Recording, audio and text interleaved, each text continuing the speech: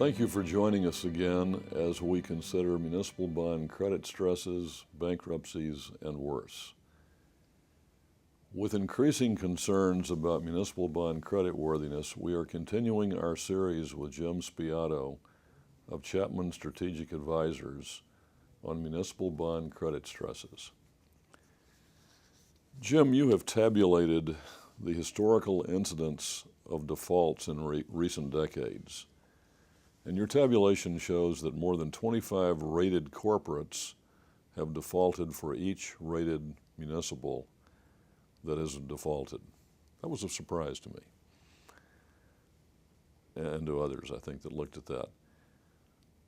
So in view of that overwhelming difference between the two types of bonds, why do folks get so lathered up about municipal defaults?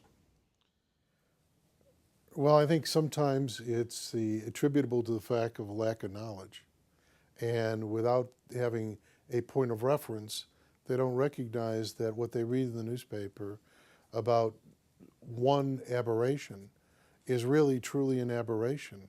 It's not a trend, it's not a pattern. So your tabulation gave them the ammunition that they need to put this in perspective. Right. I mean, it hopefully gives them the background. I mean, quite candidly, depending upon who you look to, it's 1/25th, 1/50th, 1/100th, depending upon what kind of municipal bonds you want to compare. If you sort of take out the high yield bonds, significantly reduces the incidences of default.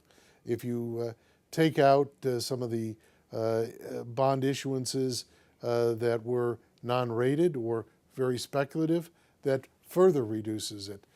So, you know, it is really a question. One interesting fact, too, in any year, you can have over 11,000 corporate Chapter 11s. Since 1980, in no year have we exceeded 20 Chapter 9s. Since 1937, we've only had 659 Chapter 9s. And of those, they're mainly over 60% are municipal utilities or special tax districts. They're not cities, towns, and villages. We've only had, since 1954, 63 cities, towns, and villages out of 315 Chapter 9 filings. And of the 63, 26 found a way of solving their problems before they ever got to a plan of debt adjustment. So it's a very small group, and even smaller when you say most of them are small little towns and villages and cities. You know, as being living in current history, the Chapter 9s that have been of any size. Orange County in '84, Vallejo in 2008. We had Jefferson County, and then we had Stockton, San Bernardino, and now Detroit, and that's been it, of any size, of any big size. So it has not been New York City, Cleveland, and Philadelphia, and other large cities. Have they had problems? Yes. New York in '75 with the Municipal Assistance Corporation, Cleveland in 1978, where the state came in and gave them a little aid, the Intergovernment Cooperation Act in 1991 for Philadelphia, all of which helped the municipality pay its debt, reinvest in the municipality, create the revenue flow that you needed to be a success going forward. And of course, you can have a default without a bankruptcy, as in the case of Whoops 4-5s. Right, right. And the Washington Power Supply System was an aberration at the time, but it was also an interesting issue on feasibility study. Nobody really believed that the demand for power in the Pacific Northwest would drop dramatically, that people would turn to wood-burning stoves and conservation the way they did, and 4 and 5, based on all the feasibility studies, went from something that had high demand to virtually no demand. And therefore, you had to recognize the reality of the circumstance, and ultimately there was litigation against the participants in the Joint Action Agency to get some money, and also other parties that ultimately brought about the resolution. Well, thanks, Jim. Educate us about Chapter 9 versus Chapter 11 of the Federal Code. Is the basic difference between Chapter 9 and Chapter 11 bankruptcy more than just public versus corporate debt? It is really a difference between two different types of entities. Corporations, you can liquidate. Corporations, you can get new stockholders. Corporations, you can sell. Municipalities are a government, a collection of desires by a community of individuals for essential governmental services at an acceptable level. You don't liquidate municipalities. You don't sell municipalities. And so therefore, given the necessity, and that's why Chapter 9 is not called municipal bankruptcy, it's called municipal debt adjustment. It allows the municipality to adjust its debt to that which is sustainable and affordable. It came out of the Depression. In the beginning of the Depression, we had over 4,000 municipalities that had annihilating litigation. All their creditors wanted them to pay them money, and they had 65 to 70% of their revenues were based upon real estate taxes, which were in the dumper at the time and not being collected. So they had annihilating litigation that they needed to be protected against, and the way they did it is they went to Congress. Congress created a structure whereby they could file for a fresh start, obtain a stay against the litigation, adjust their debt. They, on their own, would create then their recovery plan to reinvest in the municipality and to help it grow.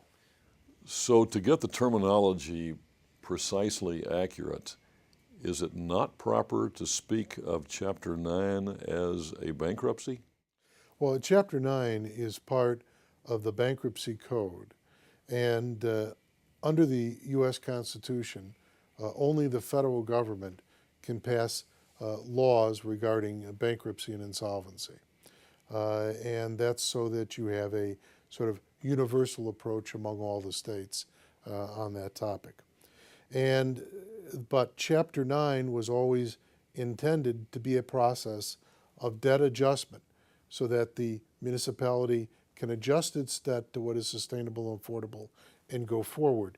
It can stop the annihilating litigation that we talked about that existed during the Depression that would distract it from addressing the problems of developing a recovery plan and reinvesting in the municipality to help it grow. In fact, one of the other purposes of Chapter 9, if you went to the legislative history, was to be there to show people how bad it could be, to motivate them to reach resolution and resolve matters before they ever used Chapter 9. And one of the best testimonies of that is the one major city and city officials, and including the mayor, who went to Congress lobbying for Chapter 9 was the mayor and the city business community of Detroit. And the reason why they did it back in the 30s wasn't because they were clairvoyant about Detroit in 2013. It was because they had a composition of creditors back then where they had negotiated with their creditors. They had 92% of their creditors on board, but under composition law, you needed 100%. And there was 8% holding out. And they wanted the passage of Chapter 9 in the Bankruptcy Code to be passed, because with Chapter 9 on municipal debt adjustment, that would be the sort of Freddy Krueger of the situation. Do you want to consent to the deal we have now, or do you want us to go into Chapter 9? And quickly after it was passed, they got their 8%, they had 100%, and they never went into a Chapter 9 until 2013. And until that, no one had explained it to them that way. Jim, you recently retired. and in my notes here, I put quotes around the word retired from Chapman and Cutler. I think refired is more like it. And you have started Chapman Strategic Advisors. Would you like to tell us about your plans for that new entity? Well, the whole purpose of Chapman Strategic Advisors is to be of a service to the capital markets, to the municipal market, and the investors and issuers related thereto. One is on an educational, and so we appreciate doing this and other educational programs to help people and share with them our at least understanding and experiences to better understand municipal credits, their strengths, their weaknesses, and what improvements we can all work on to make it better, to help foster best practices. The other is to work to help triage different situations of financial distress for state and local governments so that we can help everyone address those and hopefully avoid the litigation and bankruptcy meltdown that can occur and that can be done by addressing it earlier, looking at all the alternatives, and helping people decide the best way of finding a quick solution. Thank you, sir. And for those of you that want more, the next part is next.